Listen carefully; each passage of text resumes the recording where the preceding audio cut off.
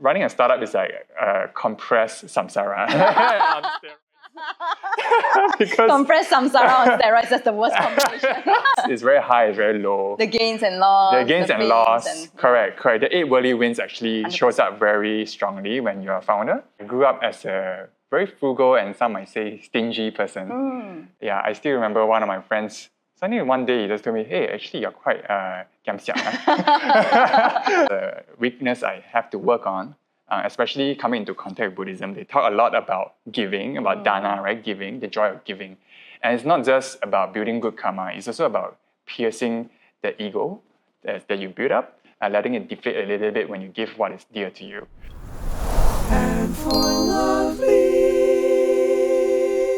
Welcome to the Handful of Leaves podcast, a Southeast Asian platform sharing Buddhist wisdom for a happier life. My name is Cheryl, the host for today's podcast, and my guest today is Ying Cong, who is the co-founder of Glints, a recruitment platform that has expanded to 8 markets. Today, we will be talking about how Ying Cong applies the Buddha's teachings to grow and build a successful regional business. Let's have Ying Cong introduce himself. Hello, thank you so much, Cheryl. Hello, everyone. My name is Ying Cong. I'm one of the co-founder of Glints. I started this company about 11 years ago now. We actually dropped out of school to start this internship platform back then. And eventually it grew. And right now we are one of the biggest job platforms in Indonesia, primarily. And we also have presences in Vietnam, Malaysia, Philippines, and a few other Southeast Asian markets. So for my role at Glints, I started off as a CTO at Glints. But eventually I stepped down and I explored different roles within the company. So more recently, I ran the Vietnam job marketplace.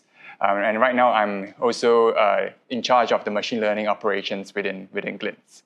As for Dhamma, I was exposed quite young. When I was 10 years old, I still remember my uncle told me that you can see your past life if you meditate. So that was a hook and it got me addicted to this whole journey. And I also ordained as a samanera for quite a few times when I was in my... What's a samanera? It was a novice monk. Yeah, so you go there, you follow like 10 rules, 10 precepts, and it's just a 10 days kind of experience for you. So I did it a few times when I was in primary and secondary school. And then more recently, I have been going for meditation retreats as well as pilgrimages with Cheryl actually quite recently. And that's how we recruited him to come on to today's episode. That's right. So fast forward to today, Ying Cong was just sharing that he meditates 2 hours a day. Can you share with us why do you prioritize meditation in your life? And how do you find the time managing such a big business? Yeah, so I was actually inspired on the pilgrimage by our teacher who brought us along, Ajahn Achalo. He is very big about the faith-based way to approaching Buddhism, and as well as making aspirations at the different Buddhist sites. So one of my aspirations was to continue the daily meditation practice I have, but to step it up a little bit even more. So I gave myself the goal to meditate 600 hours before my next birthday, which is in 600 hours. Wow.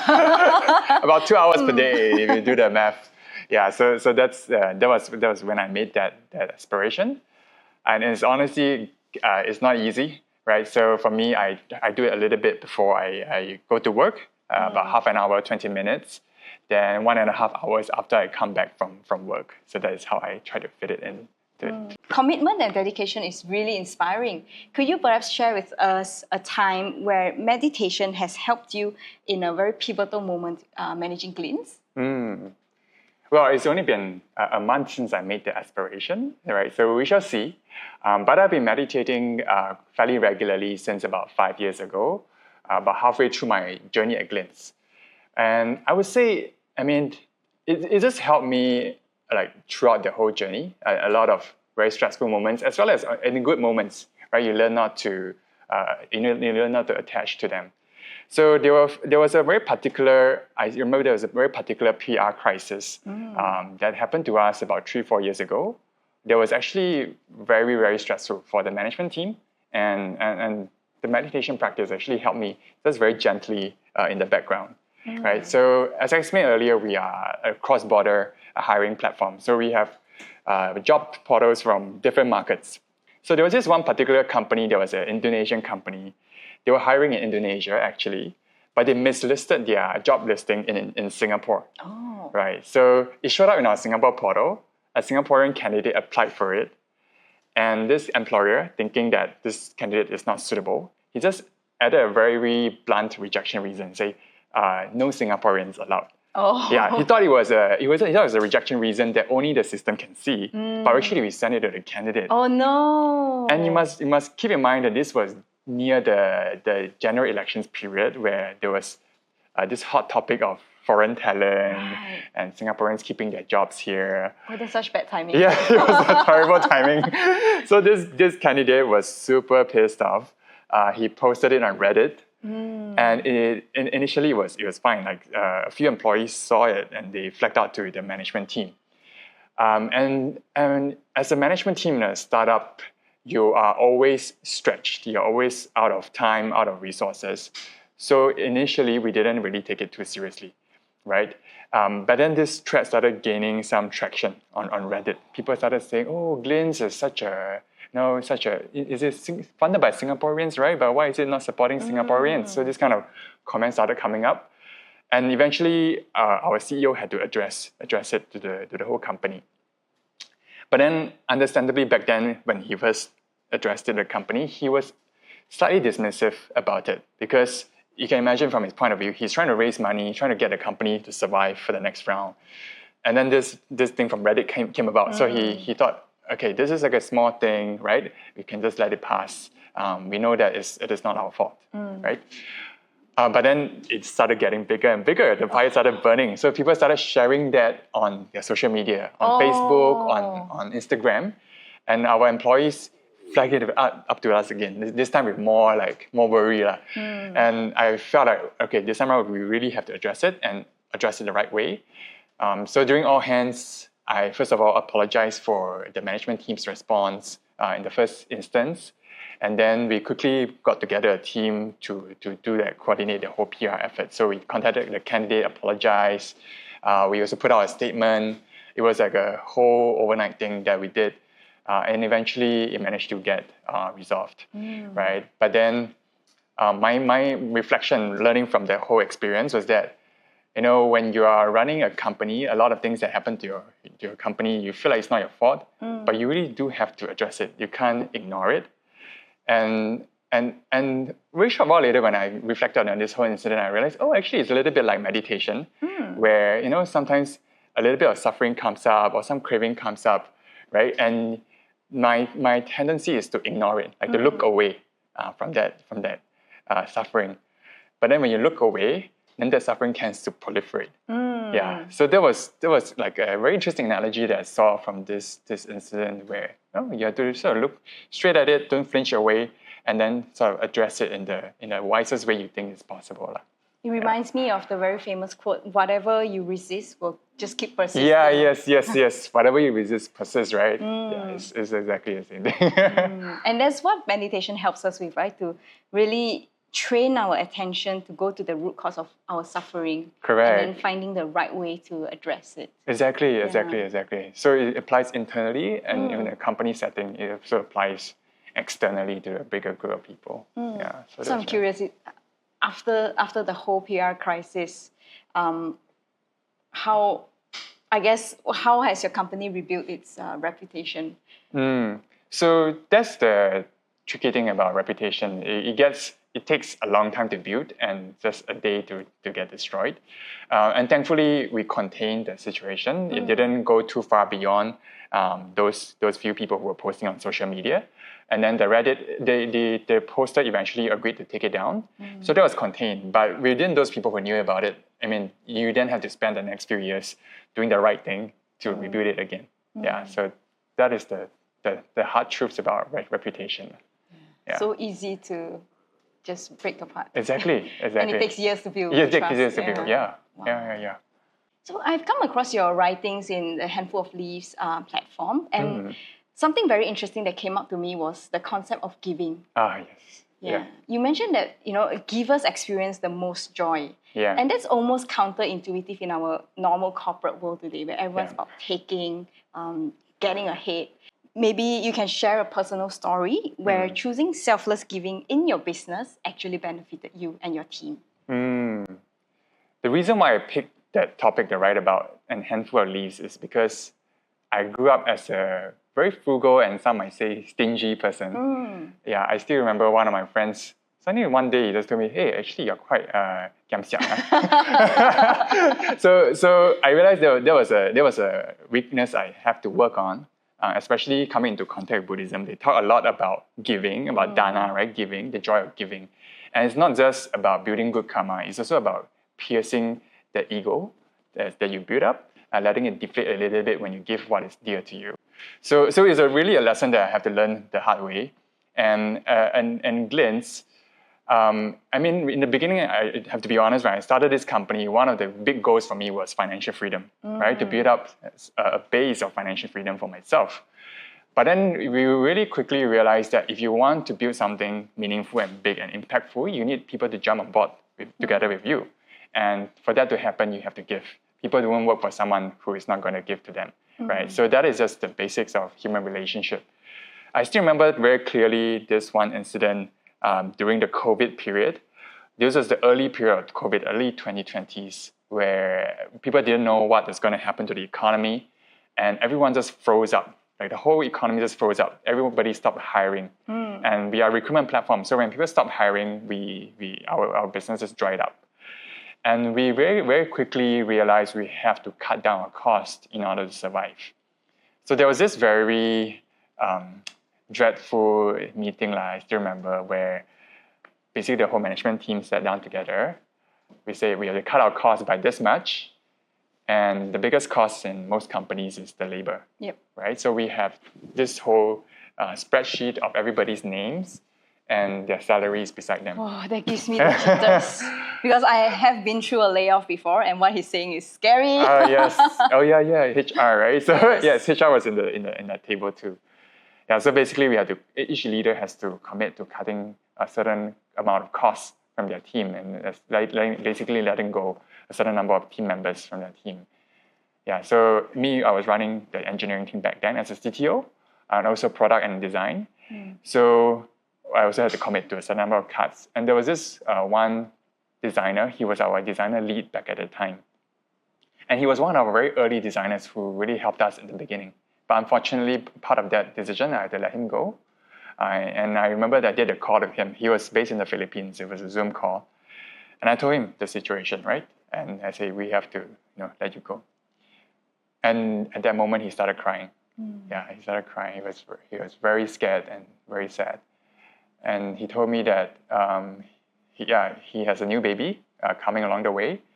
And maybe because of this situation, he has to move back to his hometown, away from Manila, where the costs are lower. And at that moment, I didn't know what to say, right? So we ended the call very awkwardly back then. I said, sorry that this has to happen, but sorry about this. And I ended the call. And then after I ended the call, there was a moment that I wanted to revert the decision and say, okay, we can keep you, right? But then imagine, right? I already made a promise to my management team. We had that call. Everyone has already made that decision, right? So it's like a decision that we have to go through, and it's about how you can make it as easy as possible for this person. So, we have a few conversations after that, and eventually he agreed to go, but he also asked for an extra month of severance. And then, as you know, in HR and also in our management team, they teach you never to give exceptions in this kind of situations to any employees, because they will incur like unfairness and resentment in everyone else. So it's a very difficult situation. And I thought very long and hard about it, and I also meditated on it a little bit. Eventually, I decided to give him, but out of my own salary, right? So I told him, okay, I'll give, this 1 month, I understand the situation, but this is a personal favor, right? It's not a company policy. Right, and he said, thank you so much. I know it's very hard, but it's hard for all of us, right? So eventually we parted on good terms, and he managed to do well for himself. And actually, a few years later, he did rejoin us for a while as a designer again. Yeah, so that was very hard for me. Back then, I was also tight on money. We all took pay cuts as founders too, right? And for me, when growing up, money was a very scarce resource in my family. So it was like it's like a thing for me to give up money. And so that was a difficult situation. Yeah, but eventually, when I did that, I also instantly just felt more relieved. Yeah, for some reason, I just felt relieved. I felt like I did the right thing. Yeah. What do you think you let go of from being someone who's kiam siap, right? Holding on tightly to the money, to taking out portion of your income when times are tough for you as well? What do you let go of? So one thing I realized is that the money is a story that we tell ourselves, right? And back then when I was young, I thought it was a resource that we owned. But actually beyond being able to feed yourself, feed your family, have a place to stay, it is a story that we tell ourselves. So the story I was telling is that money represented how well I'm doing, how safe I feel in life, how much status I have, right? That was a story I told myself at the beginning of Glints. And then I had to let it go, right? Slowly I had to let it go. I started to see, okay, actually that's not true, right? You can feel safe in other ways. And then sometimes, people don't really ask you how much you have in your bank account. It's not like you're going to starve next month or so, right? For a lot of us. So I began to let go of the story. And when you let go of that story, then things like this become easier. Oh, this is a story I can, it's fine if I give like a portion of my salary, right? It's fine, yeah. Oh, that's really beautiful. Thank you. And initially, you also shared that when you wanted to create something meaningful, you have to bring people on board, and that's by giving. Yes. So what does meaning mean to you now, after this 11 years journey with Glints, and 11 years and ongoing? Oh yeah, and ongoing. It never ends. It's like Samsara. Oh no. Yeah. Oh yes. Okay. So that has been a huge transformation for me. I always joke with my co-founder because he's also a Buddhist. Yeah, and I joke with him that running a startup is like compressed Samsara. On steroids. Because compressed Samsara on steroids, that's the worst combination. There's so much pain and pleasure, and it's very high, very low. The gains and loss. The gains and loss. Correct. The 8 worldly wins actually 100%. Shows up very strongly when you're a founder. And people join you, but people also leave. And this also happens on a very compressed timeline. So in the beginning, when I first started Glints, what it meant for me partly was what I mentioned earlier, right? The financial stability, the financial freedom it can grant me. And of course, I have dreams of becoming someone of status within the tech community. So that was my initial founding motivation, not the noblest or brightest, but that was honestly how I started. And then very quickly you realize, okay, those things, first of all, they don't come that easily, right? And even if they came, they also go away quite quickly, right? I remember when we were running the business, we bootstrapped it for the first few years. And then all of a sudden, there was this CIO from a competitor firm. I shall name it, but they're a much bigger firm in our space. And then Perhaps he's blue. So yes, he came and he basically had a few conversations with us, coffee chats. And then suddenly at the end of those coffee chats, he asked, you guys seem to be doing something quite promising. What if I give you a few $1 million, like $2-3 million? And then, back then we were so poor, right? So my co-founder kicked me on the table and said, don't say anything.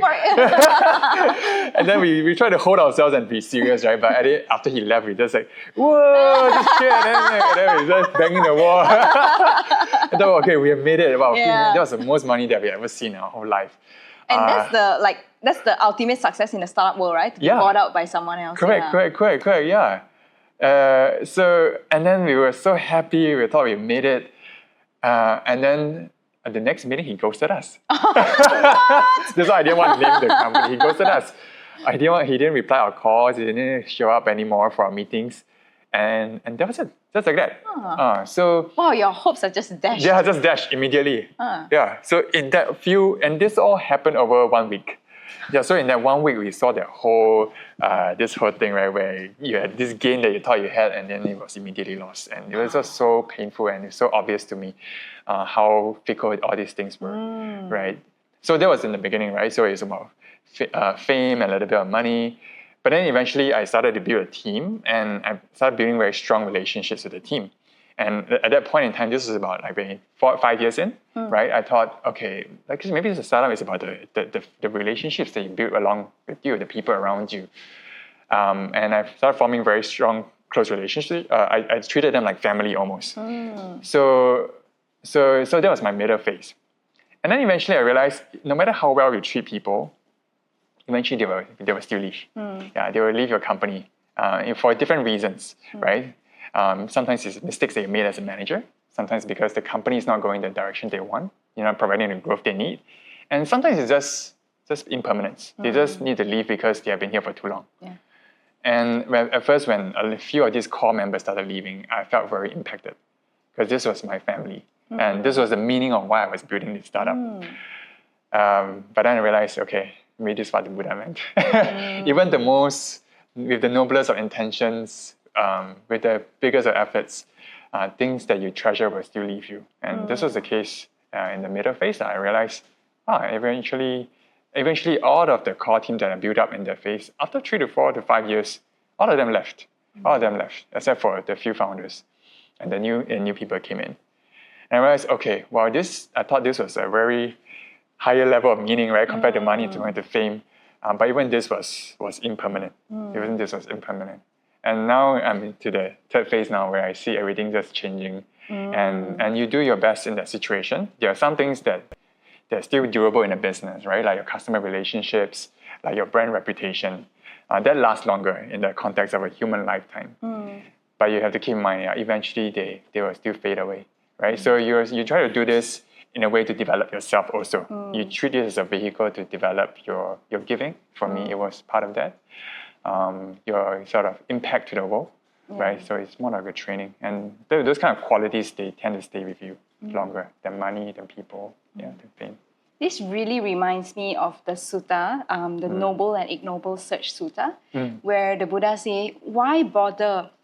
I'm not quoting like exactly, but why bother searching for things that are liable to break down, liable to impermanence? Yeah. Why not search for things that go beyond the deathless, go beyond the cycle of samsara, the deathless? Correct. That was actually, it took many years of pain to actually see what the Buddha was talking about in that sutta, right? In the beginning, I was exposed to Dhamma, and I did it firstly for the past life psychic power, and then in the middle, it was like maybe the jhanas are very nice, and some samadhi is very nice, and can maybe help you with your worldly life, right? With my school, with concentration. And then you start to experience all this. Like you really just put your best effort and try to hold things, right? Like people, and they still leave. And then you're like, oh, okay. Yeah, maybe there was something else. And that's I think that's what the sutta is pointing to. That's where you start to develop the wisdom to see things as they are. There's really nothing that can be satisfactory in things that are just liable to change and break down. Exactly. And there's the phase where I was actually quite burnt out. I was quite burnt out. I didn't know why. I was just feeling a bit down. And I realized it's because life just doesn't give you what you want. and the problem with it is we delude ourselves into finding different objects and hoping the same thing, that it won't change. Yes. But after a while, we see the pattern. Yeah, then you're like, oh shit, the Buddha is still the genius. There's no running out of this samsara. Yeah, there's no getting permanent satisfaction. Yeah. But yeah, sadhu, I really love how you find meaning now, which is to find a way to treat everything that you experience as a way to develop and train yourself, which is much more lasting and beneficial for you as well. Yes. And for lovely